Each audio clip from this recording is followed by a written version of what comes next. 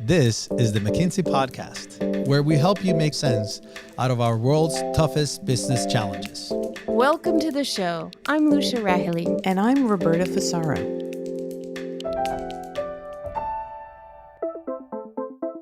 Collectively, if we think about cloud computing, if we think about connectivity, these are allowing innovations to flow around the world even more quickly. And as a result, we see this time cycle from science to engineering to scale compressing. That's McKinsey senior partner Roger Roberts. He's here with me and senior partner Lorena Yee to discuss which technology trends companies should focus on now. In our second segment, does your CEO set a communication plan for the year? And does it include how to manage communications through a crisis? McKinsey partner Blair Epstein joins to talk about how to get ready. Lorena, Roger, thanks so much for joining us today on the McKinsey podcast. Thank you so much for having us. Excited to be here, Roberta. So this is the fourth year in a row that McKinsey has released its outlook on technology trends. And as in previous iterations of the report, the research covers 15 trends, including advanced connectivity, cloud and edge computing, quantum computing, and generative and applied AI. 15 is a lot of trends, and we only have so much time on the podcast. So I wanted to just set the stage. What parameters did you use for this research? Roberta, we look at several different dimensions. One, we look at innovation. So we try to assess how much innovation is happening in each trend. Then we look at interest, which tries to assess the volume and depth of dialogue that's happening about each of these trends in the world.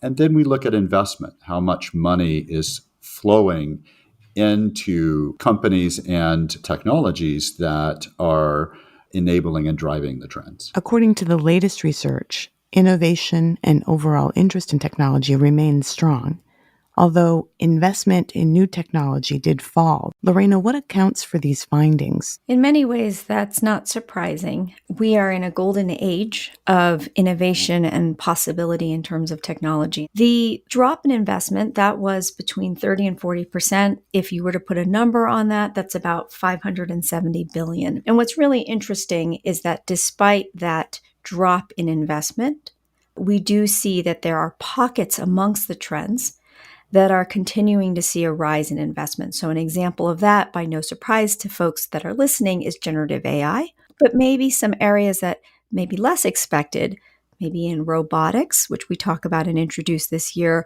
as well as in climate and sustainability technology. The research also showed a dip in job postings for tech talent. How much of that was due to macroeconomics and maybe how much due to other factors? When we see the job posting numbers, we are also find those to be quite correlated with investment. Headwinds around investment turn into headwinds around talent addition. And so ultimately, when we look at a multi-year picture, we see that talent demand remains strong against all of these trends. And it's especially impressive that in a few areas, AI and renewable energy, that the talent demand continued to hold up even this year in the face of significant economic headwinds. Lorena, I know you'd mentioned generative AI, again, not necessarily being a surprise. What about Gen AI sort of stood out in some of the research that we did this year? By no surprise, as you said, we see an enormous amount of interest, an amount of investment, increases in job postings around generative AI. I think what is more interesting about this is how generative AI is a catalyst. Think of it as sunshine that lights up many of the trends. Some of it is good old-fashioned analytical AI, machine learning. We see increases in interest and investment in those arenas, and we see certainly very interesting deployments. I've heard more about digital twins anecdotally more recently than I have in the last couple of years. But also, there are impacts into other trends. And so the capabilities in generative AI are very relevant for robotics, which is one of the trends that we highlight this year. I would also highlight that Gen AI builds on the progress in cloud computing. It builds on energy technologies that allow for efficient energy delivery and more carbon-free energy supply. And then it also builds upon advanced connectivity to assure that users around the world have true access to the amazing capabilities that are rapidly evolving in the AI domain. Lorena, you had mentioned these two newer trends that were covered in this year's report around robotics. The other one was digital trust and cybersecurity. Can you tell us more about why these two technology domains made the cut this year? I think you have a combination of necessity as well as inspiration. I might leave the inspiration, the fun one around robotics to Roger, but if you think about digital trust, it's a day one essential if you want to start implementing Gen AI. So all of the sets of things that we do to create data security, to create a trust framework, to be able to use these models in safe and responsible ways while moving fast, that's very connected to digital trust and security. Robotics, this is obviously a form of automation that's been around for a while, decades and decades. On the other hand, what's changed more recently is the notion that robots can be designed and can adapt to more than just a few tasks. So the training of robots using modeling techniques that are either borrowed from or very similar to those for large language models, and even the use of large language models themselves as components of robotic systems have opened up new vistas for robots to take particular task, learn it, improve it, and then move on to additional tasks. And that notion that the robot becomes more and more general purpose has really drawn a lot more interest, innovation, and investment into the robotics sector. And we're going to see an ongoing blooming of innovation in this domain. Can you give us an example of a really kind of cool use case for robotics? One kind of impact that feels close to daily life is that robots are getting better and better at food preparation.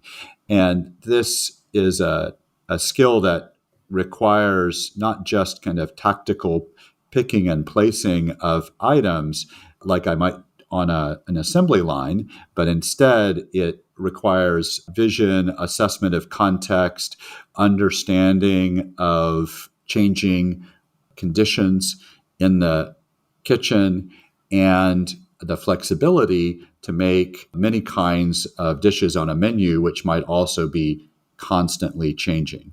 And so the ability for robots to move into this domain has been an exciting development, and certainly one that we're starting to see more and more food preparation businesses experiment with and begin to scale up. I think there are also broader pilots happening in the retail and consumer segment. So, for example, think about inventory management. Think about how you do stocking. And we've had robots and we've had machines in the past helping with some of these activities before. But with the infusion of the intelligence around generative AI and some of these analytical capabilities is the expansion of what the robot may be able to do. And so if I were to oversimplify that, if you could before say you move left 5 feet, then you go straight 2 feet, then you move right 1 foot. It's a very literal set of instructions. With the types of modeling and analytics we have now, there could be more variation, dare I say, something that sounds a little bit more like judgment involved. And it's not actually human judgment, but it may appear more like that. So there were two other standout trends mentioned in the report, both of which saw growth in investment. One of them was electrification. How can businesses use this technology to stay competitive? What more can we tell our listeners about electrification trends? Well, certainly electrification has been a priority given the need to move toward more and more carbon-free energy sources. And so as we transform toward carbon-free generation, then that drives demand into the electric grid. It means that more and more demand needs to be met through the grid. Now, that can create opportunities. It also can create some new constraints. And so, as we have seen, this means a lot of development, a lot of innovation needs to come into our electric infrastructure. And that involves both technology to manage the grid better, tools to manage the sources and uses on that grid better, and to provide the shock absorbers or storage technologies that help us balance the supply and demand in the grid. All of these are important areas of innovation, investment, and are attracting a lot of interest these days. And one of the things that's been interesting this year is, in addition to the engineering and scientific advancements that we're seeing, we're also seeing increased investments and incentives. Part of those incentives come from the government. So you see policy initiatives in Europe that provide incentives and subsidies in some cases, but you also see private sector actors providing incentives. So an example of this is that Cargill, in their agricultural program, in many countries will pay farmers using sustainable techniques. And so in an electrification, you saw a huge surge in terms of Amazon and their investments in renewable energy. So I think it's a combination of the need that Roger talks about in terms of what we need in terms of sustainable energy consumption, but also increased incentives and investments and focus, both from the public sector as well as the private sector. There was another standout trend that was mentioned in the report around renewables. And so I'm curious, what's the story there? What do leaders need to understand about what's happening in the area of renewables? This is another domain in which we've seen just growth in the volume and velocity of technologies coming into the market. So more and more deployment of current strong renewable tech in solar and wind, and then innovations that allow you to bring those new energy sources into the grid effectively. This will continue to be an important driver of productivity and on the electric power generation side, but also an important element of our planetary response to the climate challenge that faces all of us. One of the trends that I've heard increased interest in that is not actually powered by AI, but maybe inspired by how that trend has evolved is quantum technologies. Amongst quantum experts, they might debate whether that technology is ready in a couple of years, if that's more 5 to 10 years or even more 10 years out. But we're seeing among many business leaders is at least an increased awareness. And why would that be? Because quantum technologies is very different than generative AI, but they do have a similarity, which is that once it's actually here and deployed, it will change the way we work very quickly. And so, for example, banks are looking at, or at least keeping an eye on the pace of quantum technologies, because that has the ability to massively change cryptography. And so that is such a key piece for a bank. What are some of the challenges that companies face with scaling some of these trends that we've been talking about? Well, when we think about all of these trends collectively, right, we see them moving down a path from science to engineering to scale. And so sometimes that problem and the scientific breakthrough then runs into real challenges when it comes to engineering scale up. You're moving from something that's been proven in a lab to something that has to be brought to a level of volume production that has to be brought down in cost, brought up in consistency of quality. And that can take time. It can take investment, and it can take a lot of years of engineering effort. What we've observed recently, though, is that the trends collectively, if we think about cloud computing, if we think about connectivity, these are allowing innovations to flow around the world even more quickly. And as a result, we see this time cycle from science to engineering to scale compressing. That to us is, one, exciting because it allows for more rapid propagation of innovations and their impacts positively in the world, but it also can cause concern, right? It can mean that challenges from technology can hit us before we're ready. And so it means that a lot of work has to be done to thoughtfully consider the downstream implications of the introduction of new technologies at scale. And what's also interesting is we're just seeing the cusp of some of these breakthroughs. We will continue to see more and more capabilities on some of these. So for example, generative AI, we've seen a explosion in terms of the capabilities, multimodal, which were there, but we're starting to see more practical use cases of that. We're seeing changes in the context window size, which is the short-term brain of a generative AI model. We're starting to see agentic AI models, which Roger and I just published a small piece on that describes what is the ability of these models, not just to summarize, but to take an action. So even within these trends, you will see increasing technology innovations and capabilities that allow us to do more things. Given the speed at which technology advances, the speed at which generative AI is advancing, do you have a few words for executives about how best to keep up? Well, my very short answer would be to play and be curious. One of the most outstanding things about these technologies is that you can play with them, you can experiment with them, you can learn about them. And so for the curious mind, it's a playground. Part of the answer here is also just making sure you've got some investment set aside, no matter what the economic climate, in looking ahead at the horizon, over the horizon, as you are navigating the challenges that face your business today. And that small investment can sometimes pay off in big ways when you spot a trend that you can take advantage of and ride before your competitors. And so keep your eyes on the horizon. Don't fall victim to short-termism, no matter what the weather is around you. Thank you so much for taking the time to join the podcast today. This has been great. Thank you so much. Thanks, Roberta. Next up, McKinsey partner Blair Epstein talks about communication roadmaps, especially when prepping for a crisis, with managing editor of podcasts, Laurel Moglin.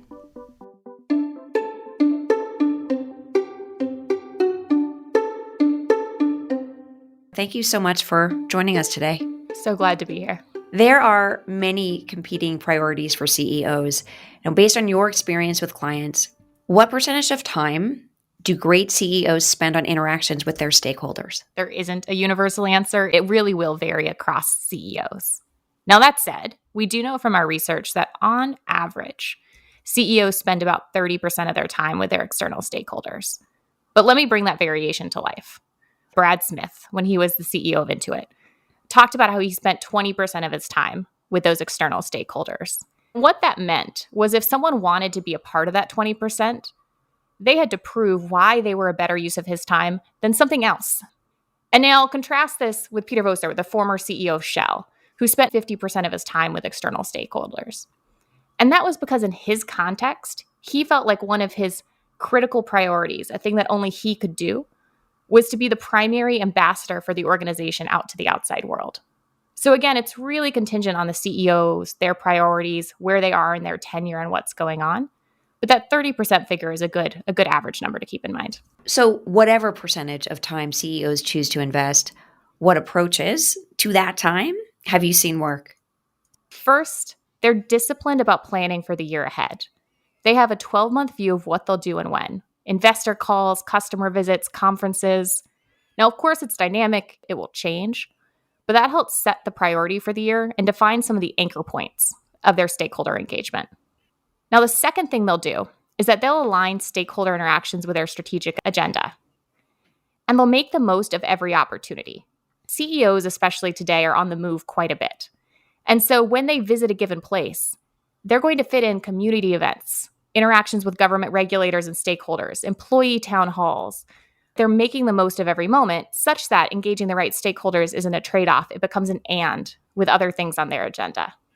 And as I mentioned earlier, they're going to set a limit. And typically we find that they set those boundaries based on a few questions like, does this stakeholder help reinforce or augment our strategy? Are there opportunities to co-create strategy and infuse new thinking by engaging this stakeholder? Are there long-term or short-term risks in engaging or failing to engage the stakeholder and in doing it now? And CEOs must always be prepared to manage crisis. How does that fit into a CEO's communications approach? It's a great question because the reality is, in the last decade or so, headlines that carried the word crisis alongside the names of the 100 largest companies on the Forbes Global 2000 appeared 80% more often than they did during the previous decade. And we can attribute that to a few things. One is that there's heightened demand for business leaders in this era of stakeholder capitalism. We're in an increasingly complex geopolitical landscape. And there's a saying, good news travels fast, bad news travels faster. And, I think we could say that false news travels fastest. And these factors can come together to create a perfect storm with the CEO at the center. Would you say it's not a good idea to avoid the storms just generally? So I don't think it's even an option. This is something that comes up often in our conversations with new CEOs who may not have found themselves, previous to stepping into the role, engaging with stakeholders in this way. You don't have a choice. The storm will find you. The crisis will find you. The only question is, how prepared are you for it? What do the best CEOs do to prepare for such storms in this risk-heavy environment? There's 4 things that we see CEOs consistently doing. The first is that they're going to regularly stress test the company. They're looking 5-10 years out to assess what challenges they may face, what scenarios they may encounter. And then they work backwards from that to adjust plans and build in more resilience to the organization today. Now, second, they're going to have a built-in command center. We're in an always-on world, and that means that there have to be capabilities embedded across the org to very quickly monitor, manage, and disseminate relevant information across the organization and to those key external stakeholders when the storm starts brewing. This is typically a cross-functional team, including comms, legal, risk, executives, all of whom have a clear sense of direction on how to manage short or long-term risks before and during the storm. The third piece is that CEOs have to keep a long-term perspective. They have to have an ability to be in the moment, to manage what's happening now, while also thinking about what's around the corner, the potential opportunities that could arise out of a crisis. And lastly, and not to be underestimated, the CEOs are personally resilient.